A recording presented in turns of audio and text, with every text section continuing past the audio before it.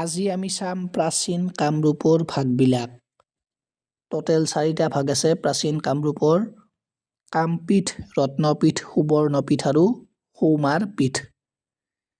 ইয়াৰ বিস্তৃতিবিলাক চাম, কোনটো নদীৰ পৰা কোনটো নদীক লেগি এই পীঠবিলাক বিস্তৃত। ইম্পৰ্টেণ্ট, লেখক ধুনীয়াকৈ গোটেইকেইটা। প্ৰথমতে কামপীঠ, ৰত্নপীঠ, সুবৰ্ণপীঠ আৰু সৌমাৰপীঠ একেলগে বহীত লিখি যাব, পাছত ৰিভিজনত কামত আহিব। অ'কে,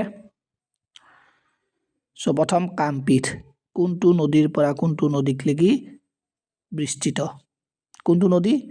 চ' মনত ৰাখিব, কামপীঠ ৰূপহী নদীৰ পৰা সোণকোষ নদীক লেগি। শ্বৰ্টত লিখি দিছোঁ, মনত ৰাখি থ'ব, ৰূপহী টু সোণকোষ ৰিভাৰ। নেক্সট, ৰত্নপীঠ কোনটো নদীৰ পৰা?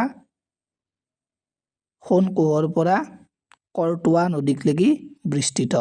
ইম্পৰ্টেণ্ট, মনত ৰাখিব। তাৰপৰা আমি চাম সুবৰ্ণপীঠ। সুবৰ্ণপীঠ আপোনাৰ ৰূপহীৰ পৰা কোনটো নদী? ভৰলী নদীক লেগি বিস্তৃত। আৰু সৌমাৰপীঠ ভৰলী নদীৰ পৰা ডিক্ৰাং নদীক লেগি বিস্তৃত। মনত ৰাখিব, লিখি ৰাখক, ইম্পৰ্টেণ্ট। এই গোটেইকেইটা কি আমাৰ?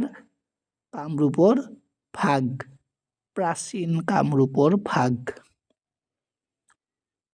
লেখক ওপৰত প্ৰাচীন কামৰূপ। অ'কে, মনত ৰাখিব, ইম্পৰ্টেণ্ট।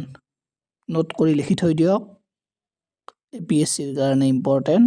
সৰু সৰু ডাটা এনেকৈ আমি চাই যাম, আপোনালোকে একেলগে বহীত নোট কৰি যাব, পাছত ৰিভিজনত কামত আহিব। অ'কে, বঢ়িয়া হৈছে।